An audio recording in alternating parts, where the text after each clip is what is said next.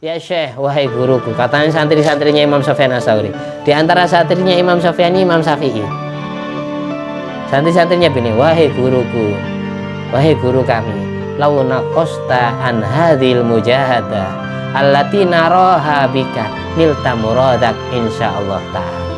Wahai guruku, kok seandainya jenengan mau mengurangi ibadahnya jenengan, insya Allah cukup. Kalau cita-cita jenengan, maksud tujuan jenengan akan tercapai, pasti ahli surga jenengan. Ini ibadahnya terlalu lebih, kami tidak sanggup niru jenengan sampai tutup 1000 rakaat, di luar nalar pikiran manusia. Karena punya toyu zaman, bisa melipat waktu yang seharusnya dilakukan oleh orang 5 menit seolah kayak 5 jam.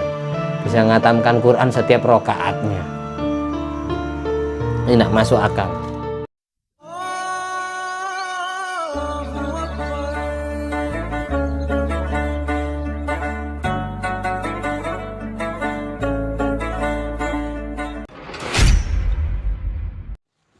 Assalamualaikum warahmatullahi wabarakatuh. Alhamdulillahirabbil alamin alladzi bi ni'mati tatimmus sholihat wa bi dzikri sulahai tatanazzalu rahmat wal barakat. Wassalatu wassalamu ala sayyidi sadat sayyidina maulana Muhammadin qutbil qadat wa ala alihi wa ashabil anjumiz zahirat amma ba'du. Allahumma sholli ala ruhi sayyidina Muhammadin fil arwah wa ala jasadi fil ajsad wa ala qabri fil kubur wa ala alihi wa sallim. Semoga ilmu yang kita baca dan cerita-cerita ulama yang kita simak bersama jadi pelajaran buat hati kita, sehingga kita semua dapat kecipratan barokahnya orang-orang soleh, para nabi, para wali yang nama-namanya diceritakan, kisahnya diceritakan di dalam kitab ini. Dan kita ditakdir menjadi kekasih Allah, menjadi orang yang ahli mengamalkan ilmu syariat yang dibawa oleh Nabi Muhammad SAW.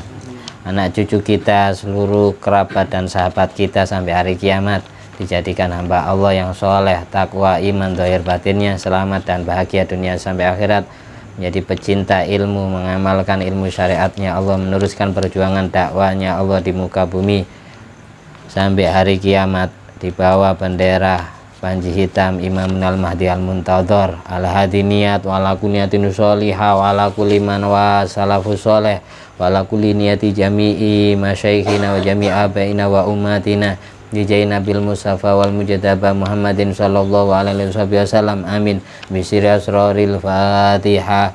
A'udzubillahi minasyaitonir rajim. Bismillahirrahmanirrahim.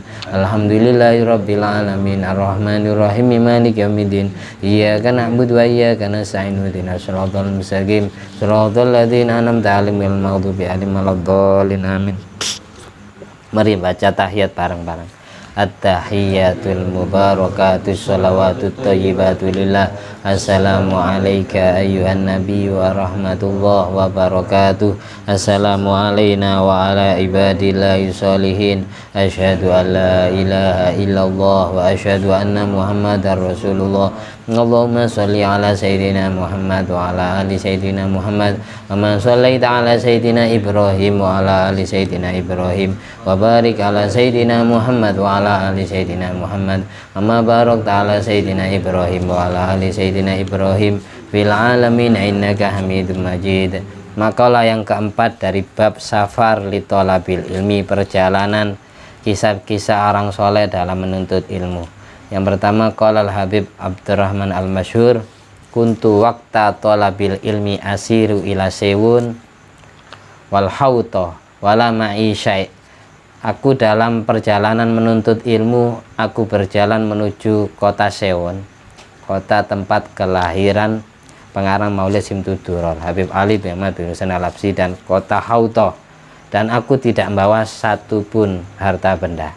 Jadi ada kisah beliau ini menuntut ilmu, tidak punya modal, tapi tetap berangkat demi mendapatkan ilmu. Wa ba'dhal layali, sebagian malam, abitu, aku nginap, aku bermalam bila asyain, tanpa menyediakan makanan malam atau sarapan sore. Wa nasharul laila kullah, aku tirakat biasa melek bengi, biasa bergadang, bangun malam, semalam suntuk.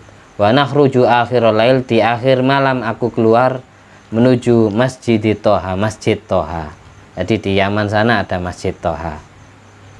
Naqulu asa alu Masjid Toha yumidduna biqahwa. Aku berharap agar masyarakat yang hidup di sekitar Masjid Toha itu mau membantu aku dengan ngasih kopi, karena beliau tidak bawa modal sama sekali, perutnya lapar. Hati berharap dalam hatinya seperti itu, cukup kopi jadi sarapannya tiap hari. Ini cerita kecil para ulama, dan banyak sekali kiai-kiai kita, guru-guru kita yang seperti itu. Ada yang tirakat sampai masak nasi, tidak punya kuah, batu dimasak, digodok. Ada yang sampai makan kapuk, bantal itu digoreng, begitu. Saya tidak jauh-jauh ke guru-guru. Saya punya teman dulu. Teman saya itu ketika di pondok dulu kan masih masak sendiri. Saya bagian masak nasi ya. Terus teman saya itu hanya punya modal tempe tahu. Saya itu karena tidak ada kuahnya, dia nyari batu. Saya kira buat apa, ternyata dicuci, setelah dicuci dikasih air, diseduh, digodok. Kayak apa gue, anak Lumajang. Buat apa? Buat dodo ya. Buat sopnya. Nah. Loh, kok bisa? Iya, nanti batu itu mengandung zat asam, zat garam luar biasa. Nanti sedep. Kayak punya. Jadi setelah dirasakan memang betul. Batu kalau digodok itu mengeluarkan zat asam, jadi kayak ada sayurnya. Ada yang sampai mengumpulkan sisa-sisa makanan teman-temannya, dan dari sekian ribu santri yang jelas nah mungkin makanan satu piring habis semua. Berapa butir dikumpulkan jadi satu piring dimakan. Ada yang seperti itu rata-rata anaknya orang yang tidak punya ya, seperti itu. Ada yang mondoknya sambil kerja, kayak Imam Ghazali sendiri ditakdir yatim sejak kecil. Imam Syafi'i, imam kita, setiap kita wudhu sholat ikut Imam Syafi'i, ditakdir yatim sejak kecil. Nggak usah jauh-jauh Kanjeng Nabi, lah Nabi Muhammad SAW mulai kecil yatim.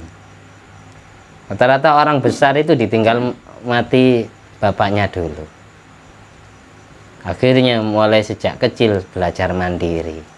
Nasnya Allah di Al-Quran itu, Nabi kita ditakdir yatim, bukan hanya di Al-Quran. Pada saat perjalanan Rasulullah SAW membawa dagangan Siti Khadijah radhiyallahu anha, yang pada waktu itu masih belum jadi istrinya, masih jadi bosnya Rasulullah, jadi karyawannya Siti Khadijah. Siti Khadijah ngutus asisten pribadinya untuk mendampingi Kanjeng Nabi perjalanan dari Mekah ke Syam. Syam zaman itu sekarang jadi 4 negara, jadi Lebanon, Suriah, Jordan, dan Palestina. Dan ditemani pamannya Rasulullah yang bernama Abu Thalib, adik kandung Sayyid Abdullah, ayahanda Nabi. Di perjalanan menjumpai seorang pendeta yang pengikut setia Nabi Isa Al-Masih sesudah Nabi Isa alaihissalam diangkat ke langit. Jadi yang paham betul kitab Injil dan kitab Taurat, perjanjian lama sama perjanjian baru sebelum dirubah. Di dalam dua kitab ini disebutkan ciri-ciri Rasulullah SAW. Ketika seorang pendeta ini namanya Bahira ini melihat sosok Nabi Muhammad yang pada saat itu masih belum jadi nabi, karena usianya masih belum 40 tahun, masih muda, masih berjaga, belum nikah sama Siti Khadijah. Jadi Siti Khadijah ini kepo, penasaran, karena Siti Khadijah sudah belajar kitab Taurat dari dua pupunya yang bernama Naufal, Waraqah bin Naufal. Ini ulamanya kitab Injil, yang pernah nulis Injil pakai tangannya sendiri sebelum Injil dirubah. Maisarah suruh neliti, saya masih penasaran, masih curiga, masih kepo dengan sosok karyawan saya namanya Muhammad ini. Kalau di kitab saya namanya Ahmad, bukan Muhammad, tapi ciri-cirinya kok sama. Nah, ini Maisarah laki-laki yang namanya Kanjeng Nabi. Kalau Maisarah orang Jawa ya perempuan, Maisarah orang Arab itu laki-laki, jangan sampai salah paham. Nabi nanti ditemani perempuan ini, jangan. Maisarah bahasa Arab ini. Memang namanya laki-laki, di sana ada yang Maisarah. Ini nemeni Rasulullah sama Abu Thalib di perjalanan temu Bahira. Ditanya, ya Abu Thalib, itu siapanya? Anda? Itu anak saya. Ya, bohong jenengan. Katanya si pendeta ini. Bohong. Iya, anak saya ini. Anda bohong. Di kitab saya sudah disebutkan, kalau Nabi akhir zaman itu yatim. Nggak mungkin dia punya bapak. Ini siapanya jenengan sebenarnya? Yang jujur aja, saya enggak akan menyakiti dia. Karena saya sayang kepada beliau. Ponakannya itu ponakan saya, Mas. Anaknya kakak saya. Oh gitu ya. Bawa pulang aja. Jangan diteruskan perjalanan ke Samin. Bawa pulang. Kenapa? Kalau sampai ketahuan orang Yahudi sudah dibunuh ponakannya jenengan. Nih, ciri-cirinya sama dengan kitab saya. Kalau jalan dinaungi awan, persis, cuma bedanya di nama. Kalau di kitab saya Ahmad, namanya ponakan jenengan Muhammad. Jadi maksudnya apa? Ahmad nama langit, Muhammad nama bumi. Allah mengatur skenarionya para nabi, itu filmnya para nabi itu sangat luar biasa. Kalau seandainya namanya dipersiskan, dibunuh mulai kecil. Makanya banyak orang Yahudi yang hijrah ke Mekah, ke Madinah untuk mencari sosok Ahmad yang disebutkan dalam kitab Taurat dan Injil itu. Karena mereka cemburu. Masa dulu Allah ngutus para nabi dari kalangan mereka, nabi akhir zaman dari bangsa lain. Jadi mereka cemburu. Nah, dicari mulai kecil, nggak ketemu-temu. Ketemu orangnya sudah dewasa, sudah umurnya 40, prajuritnya sudah banyak. Di situ ada Sayyidina Hamzah, di situ ada Sayyidina Umar. Dia maju mundur, nggak berani menyakiti. Kalau seandainya ketemu sebelum jadi nabi, dibunuh. Allah tutupi, Allah sembunyikan jati diri Rasulullah dari tangan orang-orang yang jahat, musuh-musuh Islam. Gitu. Mulai dulu, jangan heran sekarang Israel perang sama Palestina. Mulai dulu Yahudi itu tidak suka kepada orang Islam. Makanya bahasanya di surat Al-Fatihah ketika Allah membahasakan Yahudi dan musyrik, ghairil maghdubi alaihim, orang-orang yang Allah benci, orang-orang yang Allah marahi karena mereka menyimpan ajaran yang sebenarnya, tidak diajarkan semuanya kepada anak cucunya. Waladhdallin, ketika Allah membahasakan orang Kristen, orang Nasrani, maka bahasanya waladhdallin, orang-orang yang tersesat. Berarti ada yang menyesatkan. Orang Nasrani menyembah Nabi Isa karena dibodohi, disesatkan oleh orang Yahudi, disesatkan oleh ulama-ulama Yahudi pada saat itu, sehingga menganggapnya disalib itu Nabi Isa, padahal Nabi Isa diselamatkan oleh Allah, wajahnya dimiripkan dengan orang lain dan diangkat ke langit. Makanya nasnya di Al-Maidah itu wa ma qatalu wa ma salabu walakin syubbiha lahum, sebenarnya mereka orang Yahudi tidak mensalib Nabi Isa, tidak membunuh Nabi Isa, tapi wajah Nabi Isa dimiripkan dengan wajah orang lain, sehingga yang ditangkap ini orang lain ini. Kayak semacam dikasih tenda yang tembus ke lorong waktu kayak gitu loh, tembus ke langit dua. Jadi Nabi Isa masuk ke situ, ke tenda itu, terus yang ngejar, yang pas di belakang Nabi Isa masuk, sudah tidak ada Nabi Isa, wajahnya terus diganti mirip dengan Nabi Isa. Akhirnya ditangkap yang ini. Makanya di Al-Quran, innal ladzina ikhtalafu fihi lafi syakkin, sesungguhnya orang yang sengketa tentang Isa mereka dalam keraguan. Setelah ditangkap, wajahnya Isa tapi badannya bukan. Wajahnya ini Walid. Kok badannya ini siapa badannya? Yang gemuk siapa sini? Ya Soleh lah. Loh. Bingung yang mereka. Terus yang ngejar pas di belakangnya Isa tadi yang ngantarkan kita, itu kemana sekarang orangnya? Oh iya, saya ini tidak ada lagi. Bingung, masa ada manusia jadi dua? Nah mungkin ya kamu ini sudah. Akhirnya mereka sengketa khilaf tentang Nabi Isa, ini Isa beneran apa bukan, tetap mereka salib. Makanya di Al-Quran wa ma qataluhu yakina, sebenarnya mereka tidak membunuh Nabi Isa secara yakin. Bal rafa'ahullah, bahkan Allah mengangkat Nabi Isa ke langit, langit dua bersama Nabi Yahya di sana. Seperti itu.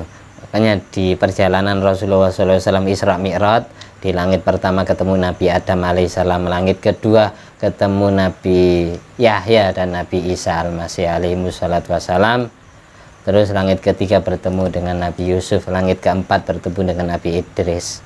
Nabi Idris juga salah satu nabinya Allah yang masih hidup, diangkat ke langit, tapi beliau mati suri, pernah diwafatkan kemudian dihidupkan lagi. Makanya di surat Toha itu, wadhkur fil kitabi Idris innahu kana siddiqon nabiyya wa rafa'nahu makanan aliyah, diangkat ke makanan aliyah. Yang dimaksud langit keempat. Terus langit kelima Rasulullah bertemu Nabi Musa, langit keenam bertemu Nabi Harun, langit ketujuh bertemu datuknya sendiri yaitu Nabi Ibrahim alaihimussalatu wassalam. Seperti itu. Kenapa hanya langit kedua dijaga oleh dua nabi? Karena kelak di akhir zaman Nabi Isa al-Masih bahkan turun, ditugasi oleh Allah, visi misinya untuk menumpas habis Dajjal, membunuh Dajjal. Apa kaitannya Nabi Isa sama Dajjal? Ada ya logikanya. Tidak dibunuh Imam Mahdi saja Dajjal. Karena gara-gara dia dan pendeta-pendeta Yahudi, ada agama Kristen, ada agama Yahudi, merubah ajaran Taurat dan Injil. Itu. Seperti itulah. Kemudian besok yang bisa membunuh Dajjal itu Nabi Isa. Nabi Isa itu masih jomblo. Kalau di Ihya itu Inna Isa sayangkihu, Inna Isa alaihissalam sayangkihu, sesungguhnya Nabi Isa akan menikah. Di kitab Ihya Imam Ghazali mengatakan seperti itu. Nabi Isa itu akan menikah, berarti masih jomblo. Diangkat ke langit di usia 33 tahun. Ada yang usianya 33 sih. Nabi Isa 33 belum nikah. ada yang senyum, berarti ya ada benar. Nabi Isa masih jomblo. Tapi besok turun ke bumi, wajahnya kayak usia 33, masih awet muda. Kenapa kok 33? Karena semua manusia, kalau di Sawi itu, semua manusia yang masuk surga umurnya disetarakan semua. Wajahnya kayak berumur 33 tahun semua, laki maupun perempuan. Dan umurnya bidadari surga itu juga 33 tahun semua. Makanya di surat Waqiah,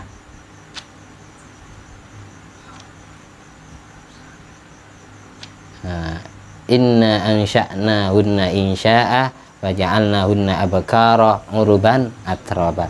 Uruban atraba itu umurnya sebaya, umurnya sepantaran. Jadi sama semua umurnya bidadari 33 tahun. Yang matinya kecil ya usianya di 33 kan, yang masihnya tua ya usianya di 33 kan. Sama semua bacanya. Kenapa kok 33? Karena usia 33 usia dewasa. Orang kelihatan gagah, tampan, perkasa usia 33. Perempuan kelihatan cantik ya 33. Bayenol semok kemarin usia 33. Makanya semuanya besok kita masuk surga umurnya 33 tahun.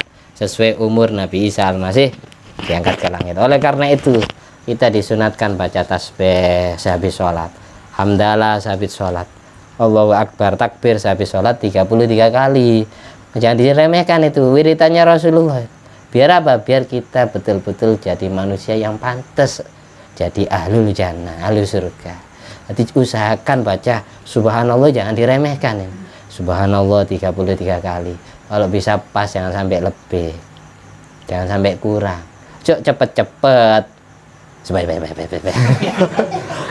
Subhanallah, subhanallah biasa ya. Makanya sepertiga tasbih itu 33. Subhanallah, subhanallah, subhanallah, alhamdulillah, alhamdulillah. Yang jelas makan kacang. Alhamdulillah, alhamdulillah, alhamdulillah. Bar. Jadi itu maksudnya. Karena ada 33 malaikat yang ditugaskan jaga zikiran itu. 33 walinya Allah juga yang mendampingi kita gitu. Itu kayak sepele ya. Ini tidak pernah dipertanyakan kenapa kok harus 33 bacanya. Nah, itu ada maksudnya. Ya, kita lanjut ya. Karena cerita Nabi Isa ya. Kopi, kenapa dihidangi kopi? Disebutkan Kopi itu mazala rihu qahwatil bunni fi famil insan tastaghfiru lahul malaika. Selagi bau kopi ada di mulut seseorang yang meminumnya, malaikat senantiasa memohonkan ampunan untuknya. Makanya yang diandai-andai oleh santri yang bernama Abdurrahman Al-Masyhur ini agar dikasih hidangan kopi. Kopi itu identik dengan yang disukai malaikat. Makanya perokok-perokok suaminya atau istrinya setelannya ya kopi, rokok barang makruh. Nah, pesannya guru saya Al-Maghfurlah ya Abdul Ali bin Abdul Jalil, sampai detik ini pula ulama mauquf, tidak ketemu hukum rokok yang pasti. Apakah haram yang benar, apakah makruh yang benar, apakah boleh? Tidak, karena apa? Tidak ada dasar Al-Quran dan hadisnya. Di zaman Kanjeng Nabi tidak ada rokok. Makanya tidak ada hukum mauquf ulama hilaf. Dan banyak kisah-kisah mimpi orang Kanjeng Nabi tidak suka rokok kan itu. Dari situ kemudian kehati-hatian ulama tasawuf, ada yang memakruhkan, ada yang mengharamkan. Pesannya ya Abdul Ali bin Abdul Jalil Al-Maghfurlah, kalau ada orang tidak rokok jangan disuruh ngerokok. Kalau ada orang yang sudah jadi pecandu rokok jangan dilarang. Yang penting ingatkan, jangan lupa baca istighfar. Takut pendapat yang benar itu yang haram gitu loh. Makanya setelan yang pantas itu kopi, rokok itu.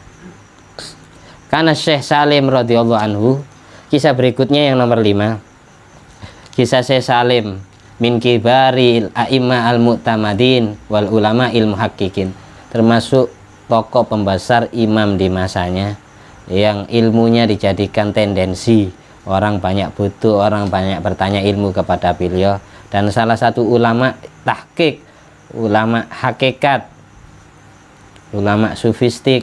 Wa kadal ilmu ayyan darisa fi nahiyati Hadramut. Beliau merasakan ilmu hampir sirna di daerah Hadramut, provinsi Hadramut Yaman. Fa ahyau, kemudian beliau hijrah datang Hadramut untuk menghidupkan ilmunya Allah, untuk mengajarkan ilmunya Allah. Kelihatan udara sana mulai redup ya, cahaya ilmunya tidak ada, orang ahli ibadahnya semuanya tidak berilmu, didatangi, diajari ilmu pelan-pelan. Wa dzalika annahu safara fi talabil ilmi wa makatha arba'ina sanatan fil Iraq wa ghairi. Diceritakan beliau perjalanan menuntut ilmu dan mukim 40 tahun di negara Irak dan negara sekitar Irak. Irak itu posisinya di utara Saudi Arabia, di barat Iran, dan di timur negeri Syam tadi. Timurnya negeri Syam, Palestina, terus Yordan, Lebanon, dan Syria, itu Irak. Yadunnu ahlu, karena Syekh Salim ini sering hijrah-hijrah, sering pindah-pindah negara. Yadunnu ahluhu annau qad mata, sampai keluarganya beliau sendiri mengira Syekh Salim sudah meninggal dunia. Tidak ketemu beritanya, tidak ketemu kabarnya. Tumaja'a, kemudian beliau datang lagi, wa darrasa fi baladihi, mengajar ilmu di negerinya sendiri, wa aqbal alaihi thalabul ilmi min kulli makan, dan beliau didatangi para santri yang ingin ngaji ilmu kepada beliau dari segala macam penjuru negara dan wilayah. Wa hassalal ilma ala yadai khalqun katsir, dan banyak alumni-alumni yang dicetak oleh beliau, yang dikader sama beliau menjadi pengganti orang alim setelah beliau meninggal, itu makhluk yang banyak. Hatta balagha adadul muftin fi tarim salasa mi'ati muftin fi asrin wahidin wa musannifina kasirin, sampai jumlahnya orang yang ahli fatwa, orang yang alim di tanah tarim itu sampai 300 mufti dalam satu masa, dan beberapa musonib, pengarang kitab, itu banyak. Ini cerita ini disebutkan di dalam Idamul Qud. Memang Imam Syafi'i rahimahullah ta'ala dalam syair Diwan Imam Syafi'i memperumpamakan orang mencari ilmu itu kasyamsi. Orang alim itu ibaratnya matahari. Matahari itu kalau diam di timur saja, maka yang bagian tengah dan bagian barat tidak disinari. Jadi orang berilmu itu harus berjalan. Imam Syafi'i sendiri kelahiran Gaza, Palestina, hijrah ke Saudi, ke Madinah, terus sampai wafat di negara Mesir, meninggalkan tanah air. Makanya beliau mengatakan orang alim itu orang yang ngerti ilmu itu ibaratkan matahari. Jadi jangan diam di tempatnya sendiri, di kampungnya sendiri, keliling, biar yang lain juga kebagian cahaya ilmunya. Kalau matahari kok seadanya diam, tidak jalan, di sini malam terus, tidak pernah siang, tidak pernah pagi. Makanya orang berilmu itu diibaratkan sama Imam Syafi'i kasyamsi lid dunia, ibaratnya seperti matahari untuk dunia, harus jalan. Setelah ini selesai, banyak mencetak kader-kader, selanjutnya ditinggal, ngajar di tempat lain lagi. Setelah punya pengganti, ngajar di tempat lain lagi, sampai banyak mencetak para ulama-ulama besar. Nah, itu sampai meninggalkan keluarganya, meninggalkan tanah airnya. Siapa yang tidak kenal nama Imam Syafi'i? Bukan Imam Syafi'i yang Gading, bukan. Imam Syafi'i yang makamnya di Mesir, itu kelahiran Gaza, Palestina, sampai wafat di negara orang lain. Diperumpamakan juga sama Imam Syafi'i, orang berilmu itu ibaratkan pewangi gaharu. Ngerti gaharu? Gaharu itu dari kayu, sebenarnya. Kalau seandainya gaharu, pengharum kayak dupa gitu, tidak dikeluarkan dari batang pohonnya, niscaya akan nampak kayu biasa yang murah harganya. Tapi ketika gaharu dikeluarkan dari pohonnya, maka akan menjadi parfum pengharum ruangan. Jadi dupa itu sama seperti emas. Emas itu sesimpanan bumi. Kalau seandainya emas ini tidak ditambang, tidak dikeluarkan dari dalam bumi, maka emas itu adalah batu biasa yang murah harganya. Tapi ketika ditambang, dikeluarkan dari dalam bumi, maka emas menjadi batu yang bernilai harganya. Kalau ada orang alim diam di kampungnya sendiri, orang-orang tidak mungkin percaya. Makanya Nabi ngaku jadi Nabi di Mekah, tidak semua orang Mekah percaya. Makanya disuruh hijrah ke Madinah. Baru disitulah orang Madinah banyak percaya. Baru disitulah dengan melihat kemajuan umat Islam besar di kota Madinah, orang Mekah mulai kepo dan mulai menyesal, penasaran. Siapa sih sosok Muhammad itu? Apa benar dia nabinya Allah? Nabi akhir zaman. Mulai mereka kepo. Mulai setengah percaya, setengah tidak.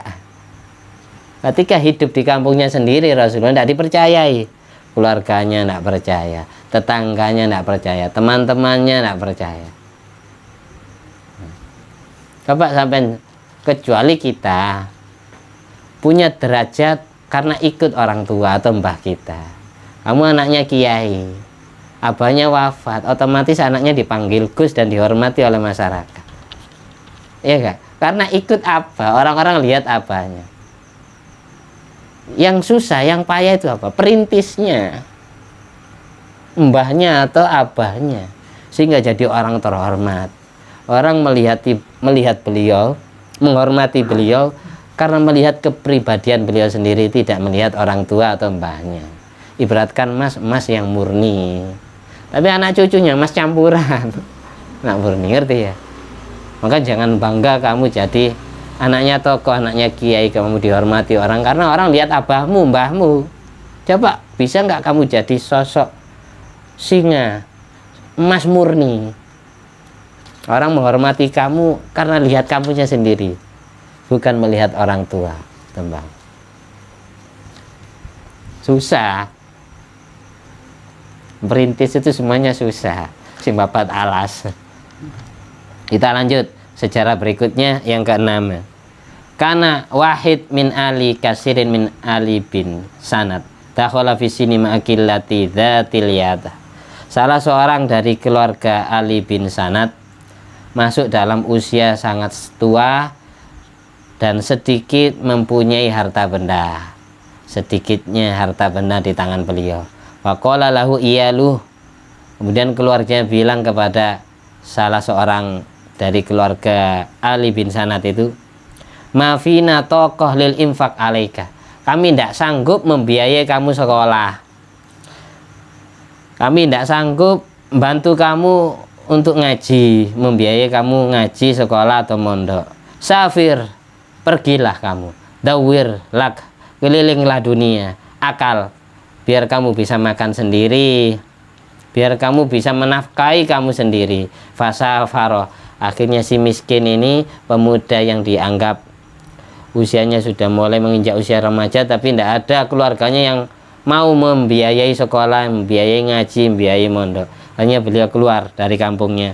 Wa kullama wasala ila mahallin, ketika beliau sampai di sebuah tempat, ma'ahadun labbabi, tidak ada satupun orang yang membantu beliau, mengabulkan beliau, menerima beliau. Hatta dakhalal Hinda, sampai beliau masuk di negara Hindustan. Hindustan sekarang India itu. Faqala lahu ahluha, penduduk Hindustan, penduduk India bilang kepada pemuda itu, hal fika alatunil askaroh, apakah kamu punya alat untuk perang? Untuk askaro di sini alat untuk paceklik, musim paceklik, untuk bantu kami dari ketidaksuburan sawah-sawah ladang kami. Faqala, akhirnya pemuda yang merantau ke India bilanglah, saya tidak punya apa-apa, tidak bawa apa-apa. Faqalu lahu hal fika alatun lil hidmah, apakah kamu punya alat untuk dibuat mengabdikan diri? Faqala la, aku tidak punya apa-apa. Faqalu, penduduk India bilang, walimada jita, terus apa? Tujuan apa kamu mau ngaji di sini, mau mondok di sini, tidak bawa apa-apa ini? Faqala lahum, akhirnya si pemuda yang miskin ini bilang kepada penduduk India, abaghiku tanfaqat, yang aku cari hanya makanan pokok saja, kebutuhan primer saja. Faqalu lahu, akhirnya penduduk India bilang kepada dia, si pemuda yang miskin itu, inna fil hindi balatan yuqalu laha Dehli qaidatul hindi wa fiya mahallun lilladzina yatlubul ilma sir ilayya. Sesungguhnya di negara India ini terdapat sebuah kota yang disebut kota Dehli, karena jadi ibu kota India. Di sana ada tempat untuk para pelajar ilmu. Sir ilayya, berangkatlah menuju ke sana. Fasar, akhirnya pemuda miskin datang ke Dehli, kota Dehli. Walamma wasala ilayha jalasa ayaman, ketika sampai di kota tersebut beliau duduk beberapa hari. Tsumma btada'a fi ta'allumil Qur'an, beliau mulai ngaji Quran. Wasinu nahwu samanin, umurnya beliau menginjak usia 80 tahun, sudah sepuh masih ngaji. Bapaknya ulul. Tsumma qara'a fil hadis, kemudian pemuda yang usianya sudah 80 tahun itu, dari mudanya sampai usia 80, beliau membaca hadis, wa ma madat alaihi salasun au arba'u sinin illa wa huwa hujjatun fi ilmil hadis. Tidak lewat dari masa 3 tahun setelah ngaji di India atau 4 tahun di India, melainkan dia menjadi hujjah, menjadi ulama besar tentang ilmu hadis. Hatta inna umata fi hadal balad Syekhul Islam, sampai wafat di kota Dehli Syekhul Islam, seorang Syekhul Islam Ibnu Hajar al-Asqalani, pengarang Bulul Maram, fi ilmil hadis, yang ahli ilmu hadis. Fawallauhu, akhirnya orang India, kota Dehli, mengangkat beliau, pemuda tadi yang asalnya miskin sampai usia 80 tahun, diangkat menjadi pengganti Syekhul Islam tentang ilmu hadis. Nah, ketemu merantau ke India. Dulu India itu pernah jaya Islam. Bahkan wali-wali Songo itu di dalam sejarahnya masih keturunan Raja India. Nah, meskipun sekarang masih simpang siur, masih diperdebatkan, tapi yang jelas dalam kitab Mu'jamul Latif saya baca sejarah daripada Sunan Ampel Ahmad Rahmatullah, Ali Rahmatullah Sunan Ampel, Ahmad Rahmatillah Sunan Ampel. bin Maulana Ibrahim Asmarokondi bin Jamaluddin Akbar Husain Sejumatil Kubra. Sunan Gunung Jati Syarif Hidayatullah bin Syarif Abdullah bin Ali Nurul Anam bin Jamaluddin Akbar Husain. Sunan Gresik Maulana Malik Ibrahim bin Barokat Zainul Alam bin Syekh Jumatil Kubra. Banyak gitu. Terus Sunan Giri bin Maulana Ishaq. Sunan Muria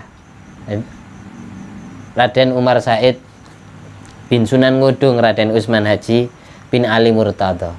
Ali Murtado, Maulana Ishaq dan Sunan Ampel itu kakak beradik, putra daripada Maulana Ibrahim Asmarokondi Tuban, Palang, Tuban. Maulana Ibrahim Asmarokondi Tuban putra daripada Syekh Jamaluddin Akbar Husain yang terkenal di Indonesia dengan sebutan Syekh Jumatil Kubra. Jamaluddin Akbar Husain bin Ahmad Syarif Sajalal. Makamnya Syekh Ahmad Syarif Sajalal ini sekarang ada di Kamboja, negara Kamboja. Dulu kedatangan beliau dari India ke Kamboja untuk merukunkan dua kerajaan besar yang berseteru, yaitu Kerajaan Annam sama Kerajaan Cempa. Kerajaan Annam masuk wilayah Kamboja, Cempa masuk Muang Thai, Thailand. Ini dirukunkan, diakurkan sampai tercipta negara baru di situ. Gara-gara beliau semuanya tidak perang lagi dan sebagian ada yang masuk Islam. Jadi punya cucu suruh merantau ke Indonesia. Anak mbak-mbaknya Wali Songo. Syarif Ahmad Sajalal ini putra daripada Raja India, wilayah Sanarbat, Hindustan. Itu Syarif Abdullah bin Amir Abdul Malik Ahmad Khan. Kenapa Ahmad Khan? Azma itu artinya besar, Khan itu artinya keluarga. Dalam India, di negara India itu ketika keluarga besar, keluarga kerajaan itu punya marga Khan. Ditulis Latin Khan, makanya ada Sarukan, Salman Khan. Untuk membedakan Khan India asli dengan Khan yang masih zuriyah Nabi ditambahi Admah, Ahmad Khan, Ahmad Khan. Amir Abdul Malik Ahmad Khan ini datang dari Hadramut Yaman, dakwah di India, bisa mengislamkan Raja India sampai diambil menantu, sampai mertua wafat, kemudian beliau menjadi ganti daripada mertua, jadi raja di India. Gitu. Saya tidak mau meneruskan ke atas, aslinya saya bisa meneruskan, tapi karena masih dalam perdebatan kekinian ini ya, saya tidak mau ikut itu. Yang penting sejarahnya seperti itu.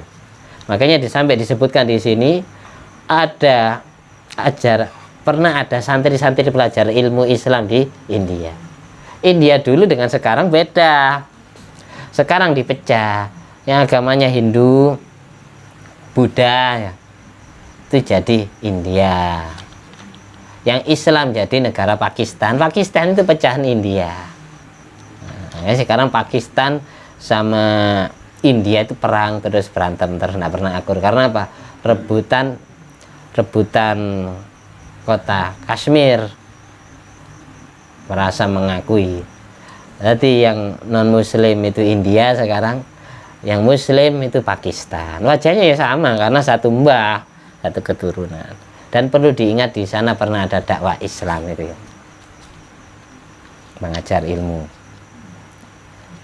Ada negara Sri Lanka, kan diceritakan Nabi Adam setelah disuruh keluar dari surga turun ke bumi, bumi yang pertama diinjak itu memang yang sekarang jadi Ka'bah, itu istilahnya Gaiden ya. Kemudian beliau diungsikan ke Hindi, Sri Lanka, Hindustan. Jadi India itu pecah jadi banyak. Ada India, ada Pakistan, ada Sri Lanka, ada Bangladesh. Pecah jadi banyak. Terus Siti Hawa diasingkan ke Jeddah. Oleh karena itu disebut Jeddah. Jeddah itu artinya nenek. Jaddatun. Karena manusia pertama perempuan turun di Jeddah. Seperti itu. Kita lanjut, kilah yang ketujuh. Lama balagha Sufyan As-Sauri, radhiyallahu anhu minal umri khamsa asrata sanatan. Ketika imam besar Imam Sufyan Ats-Tsauri menginjak usia remaja 15 tahun, berarti usia anak sudah balik. Qala li ummi, pemuda yang bernama Sufyan Ats-Tsauri ini bilang kepada ibunya, ya ummah, wahai ibuku, habini lillah, serahkan diriku kepada Allah, persembahkan aku kepada Allah. Ini takdir yatim mulai kecil. Ini izin ke ibunya. Faqalat, ibunya bilang, ya waladi, wahai anakku, innama yuhdalil muluk man yasluhu lahum.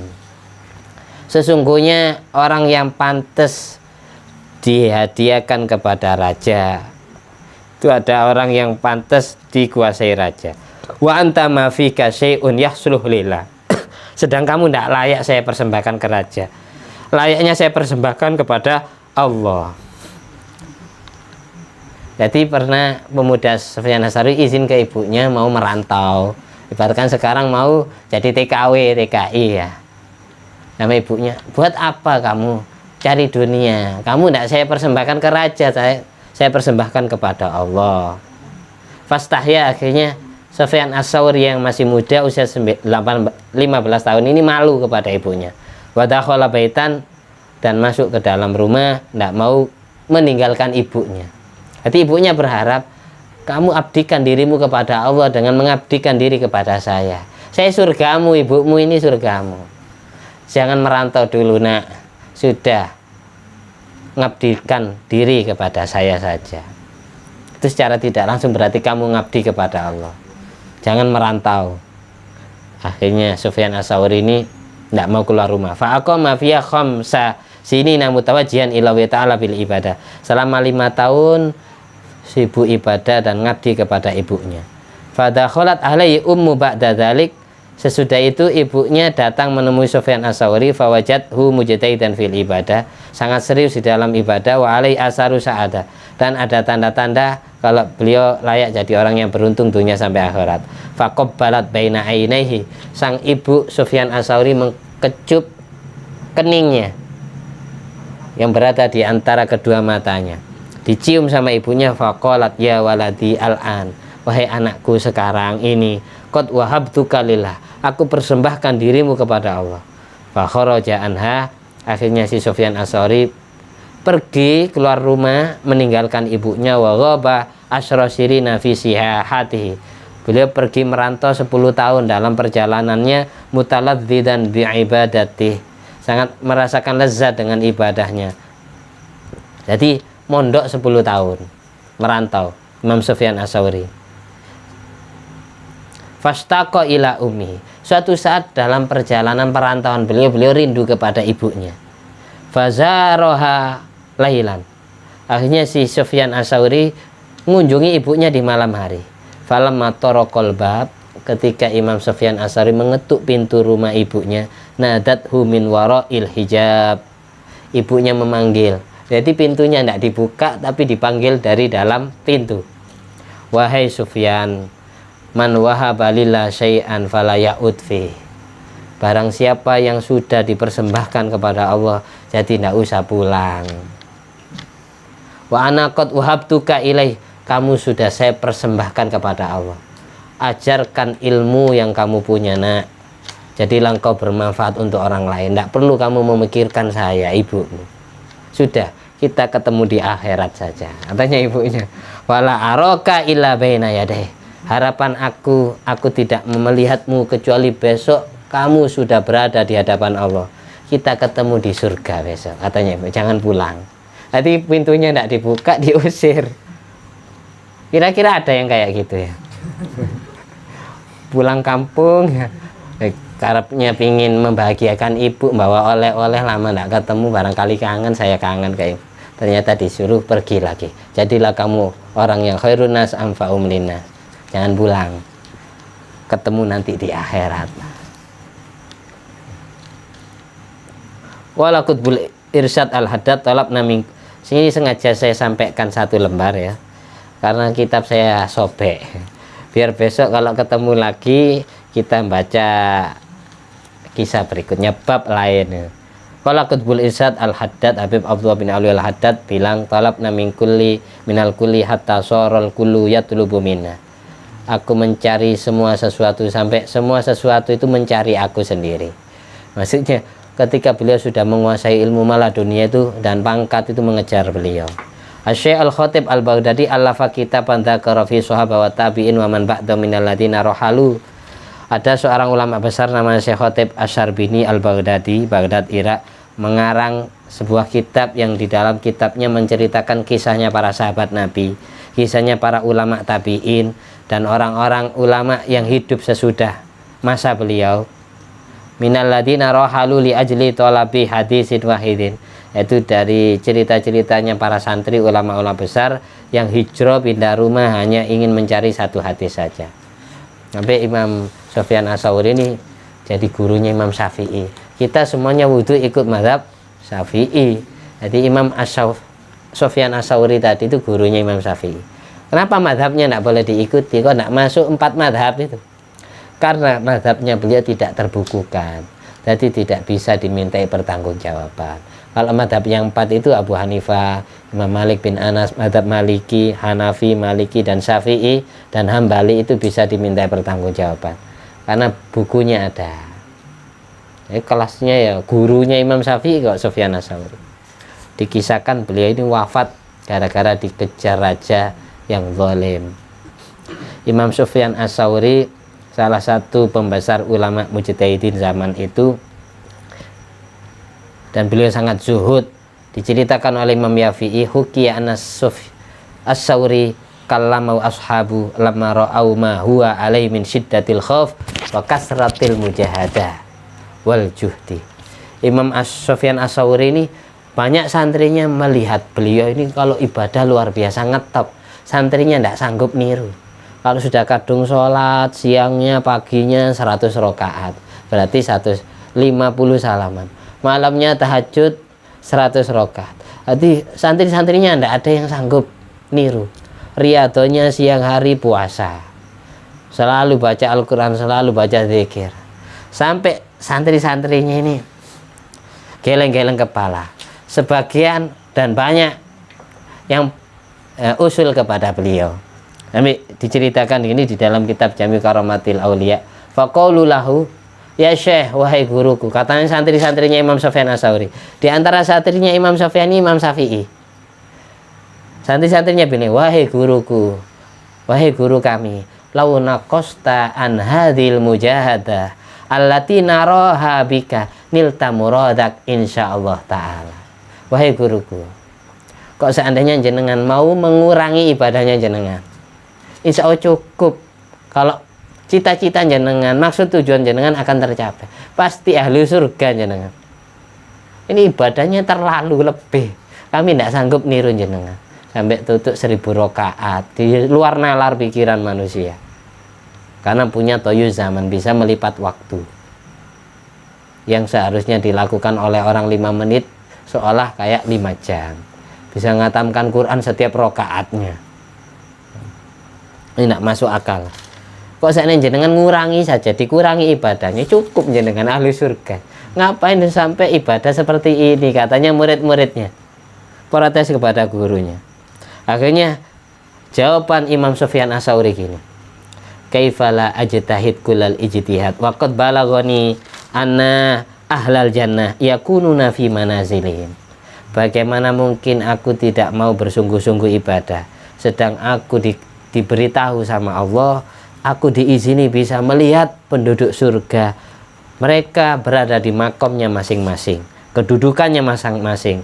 Fa yatajalla lahum nurun 'azimun tudhi'u lahul jinan as-saman min shiddati diya'i wa husni bahaihi. Sehingga ahli surga nampak cahaya besar, diberi cahaya besar yang bersinar dari surga 8 itu karena dari saking sangat terangnya cahaya dan indahnya cahaya. Fayadhunnun, sehingga penduduk surga mengira anna dzalikan nur, bahwa cahaya itu min kibalir rahman, merupakan salah satu dari cahaya Allah. Aku diizini bisa melihat penduduk surga disinari cahaya besar, dan semua penduduk surga mengira bahwa cahaya itu adalah cahaya Allah. fayakharruna sajidin, sehingga penduduk surga jatuh tersungkur sujud kepada Allah, merendahkan wajahnya kepada Allah. Fayunadi munadin, sampai ada malaikat yang memanggil penduduk surga yang sedang sujud kepada Allah. Irfa'u ru'usakum, angkatlah wajah kalian, kepala kalian dari sujud kalian. Laisa hadzal ladzi tadunnun innama huwa nurun huriyatun tabassamat fi wajhi zawjiha. Ketahuilah, cahaya yang kalian terima bukanlah cahaya Allah, tapi melainkan cahaya bidadari surga, yang mana bidadari surga tersenyum merindukan wajah suaminya. Kayak gitu. Jadi penduduk surga sampai mengira, punya persepsi salah, dikira cahaya Allah, padahal itu cuma sebatas cahaya bidadari. Mesemnya bidadari itu mengeluarkan cahaya besar. Ketemu wedok ayu di pesemnya wis bingung kan. Apalagi bidadari surga. Bidadari itu sampai kalau anu itu minum saja kelihatan dari lehernya, kelihatan giginya itu bersinar. Makanya di surat Waqiah itu, yatufu alim wildanum mukhalladun, di surga itu penghuni surga laki maupun perempuan akan dikelilingi wildan, pemuda-pemuda tampan yang usianya masih remaja 15 tahun. Mukhalladun, yang Allah awetkan muda. Di ayat lain, wa idza ra'aitahum hasibtahum lu'lu'am mansura. Kalau seandainya penduduk surga lihat pemuda-pemuda tampan di surga itu, akan mengira mereka hasibtahum lu'lu'an mansura, kayak mutiara intan permata yang ditebar-tebarkan. Kalau perumpamaan bidadari surga, wahurin ain ka'amsalil lu'lu'il maknun, bidadari surga sing lolak-lolok motone mripate itu ibaratkan seperti mutiara yang tersimpan, mutiara-mutiara yang dikarantina di sebuah tenda. Hurun maqsuratun fil khiyam, kalau di surat Ar-Rahman. Bidadari-bidadari surga yang dikarantina di dalam beberapa tenda. Sampai kalau masuk ke tempat pelacuran, biasanya pelacur-pelacur itu kayak di akuarium itu, kayak gitu ya. Nah, mereka pakaiannya indah. Tapi bedanya gini, kalau yang wildan itu usianya remaja 15 tahun, hanya ditugaskan untuk melayani penghuni surga, bukan dinikahi oleh wanita surga. Tapi kalau bidadari dinikahi, itu bedanya. Makanya wildan usianya 15 tahun, usia remaja. Kalau bidadari 33 tahun. Itu adil pangeran, katanya siapa ndak adil? Semua penghuni surga itu dapat wildan dan dapat huril ain, dapat bidadara dan dapat bidadari. Ngerti ya? Wong wedok biasanya cemburu. Nah wong lanang, kenapa Allah ndak adil? Laki-laki dapat bidadari, perempuan dapat apa?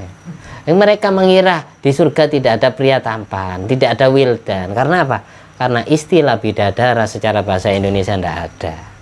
Ada secara bahasa Arab ada wildan, bahasa Al-Quran wildan kok. Laki-laki tampan. Bahasa perempuan cantik ya huril ain, bidadari sing lolak-lolok mripate ya. Ini karena tidak ngaji aja, mereka tidak ngaji tafsir. Kalau saya menganggap wildan itu bidadara kalau seandainya ada istilahnya. Karena apa? Orang disebut bidadari itu karena apanya?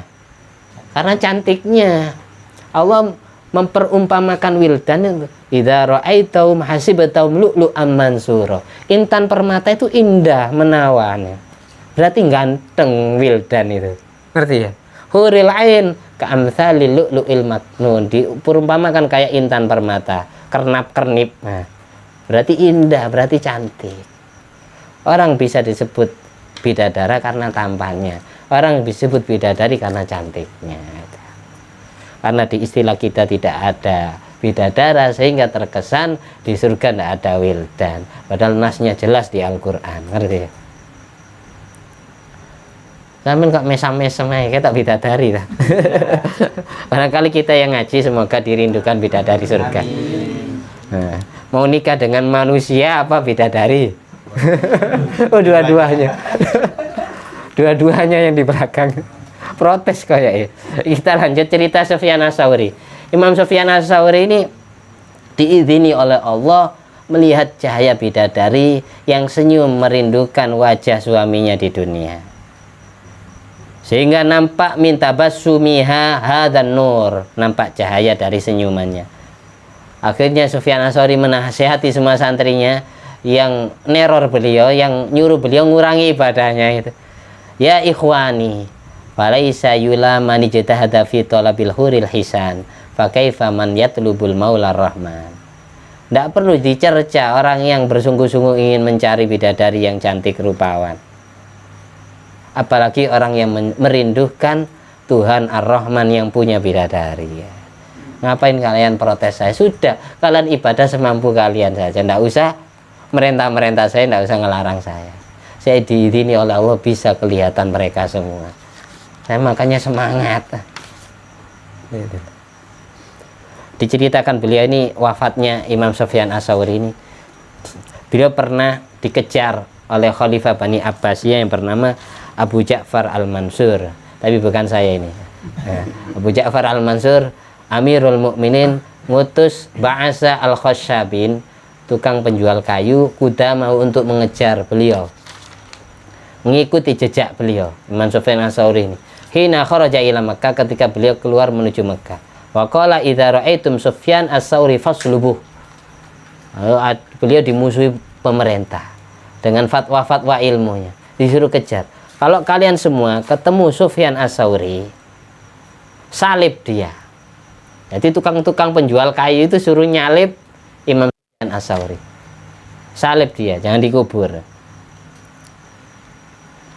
Bahwa solu Makkah, para penjual kayu itu datang menuju Makkah karena dikasih hadiah besar. Wa nasabul khosaba, dan memasang kayu yang kayak bentuk salib gitu, dipersiapkan untuk Imam Sufyan Ats-Tsauri, mau disalib, mau dibunuh. Wajhu ilahi, akhirnya para penjual kayu datang menemui Imam Sufyan Ats-Tsauri, fawajaduna iman. Ketika beliau dijumpai sedang tidur. Tidur di mana? Ra'suhu fi hajaril Fudail bin Iyad wa rijlahu fi hajari Sufyan bin Uyainah. Kepala beliau, dan beliau tidur di makamnya wali besar, ulama besar di Al-Ma'la, sekarang di Al-Ma'la. Jadi kepalanya beliau tidur di batu nisannya Imam Fudail bin Iyad, seorang preman yang tobat jadi wali besar itu. Aslinya orang Khurasan Iran, hijrah ke Makkah, wafat di Makkah. Dan kedua kaki Imam Sufyan Ats-Tsauri nempel di batu nisannya Imam Sufyan ibnu Uyainah. Imam Sufyan ibnu Uyainah di antara ulama besar, mujtahid mutlak, dan juga gurunya Imam Syafi'i. Jadi Imam Syafi'i punya dua guru, yang namanya Sufyan Ats-Tsauri dan Sufyan ibnu Uyainah. Sufyan bin Sa'id Ats-Tsauri dan Sufyan ibnu Uyainah. Jadi Imam Sufyan Ats-Tsauri ketika dikejar raja yang jahat, Khalifah Abu Ja'far ini, Amirul Mukminin, beliau tidur kepalanya di maisan atau batu nisannya Fudail bin Iyad, dan kakinya ada di Sufyan ibnu Uyainah. Setelah itu faqalu, mau ditangkap sama tentara-tentara. Ya Aba Abdillah, ittaqillah wa la tushmit minal a'da. Wahai Aba Abdillah, takutlah kamu kepada Allah, jangan kau bikin bahagia musuh-musuh kami.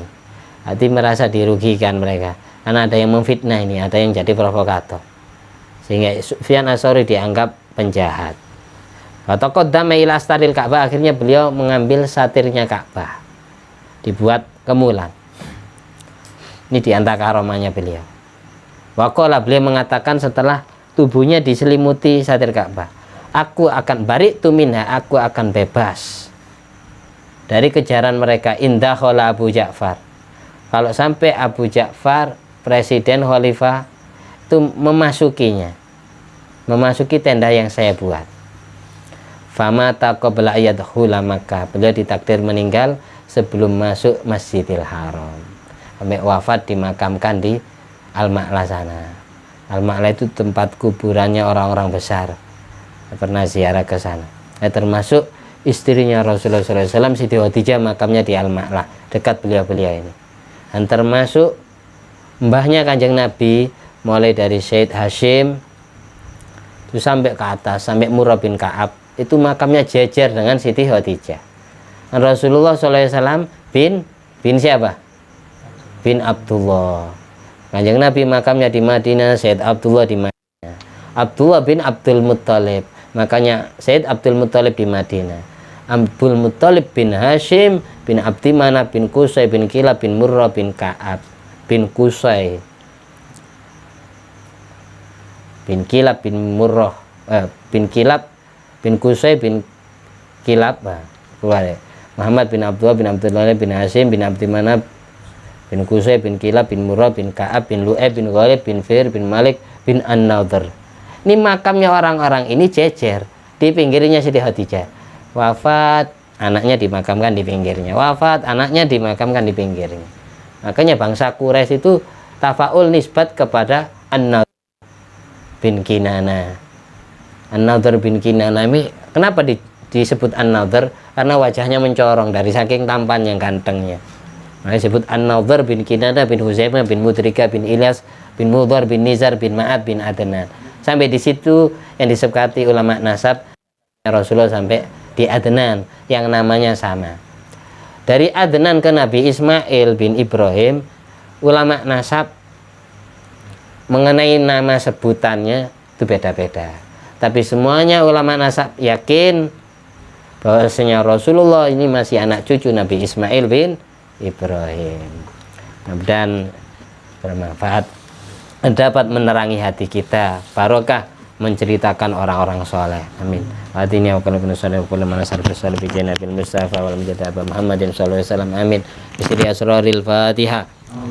Bismillahirrahmanirrahim. Alhamdulillahirabbil alamin arrahmanir rahim maliki yaumiddin. Iyyaka na'budu wa iyyaka nasta'in ihdinas siratal mustaqim. Shiratal ladzina an'amta 'alaihim ghairil maghdubi 'alaihim waladdallin. Amin.